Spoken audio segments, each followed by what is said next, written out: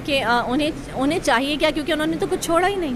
उन्होंने तो कुछ छोड़ा ही नहीं, तो वो चाहेंगी क्या। इसलिए देखिए अभी तक कोई क्लेम नहीं आया एज सच हमारे सामने कि वो कोई चीज़ मांग रही हो। और रही बात जायदाद की और इन सब चीज़ों की, उनकी सेकंड वाइफ भी मैं क्या बोलूँ, लोग लिख रहे हैं तो मुझे तकलीफ़ होती है कि मैं भी शायद किसी जायदाद के लिए खड़ी हुई हूँ, या बच्चों का जो राइट है वो है, चाहे पोस्टमार्टम हो या नहीं हो, दोनों सूरतों में बच्चे उनके वर्सा में हैं, ठीक है।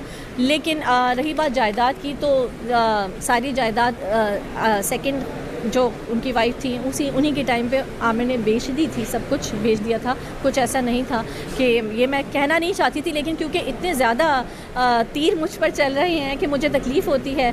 मेरा और इशू नहीं है, मैं वैसे मुझे खौफ भी नहीं होता इन चीज़ों का कि मैं अल्लाह को जवाब दे हूँ, मैं बंदों को जवाब दे नहीं हूँ।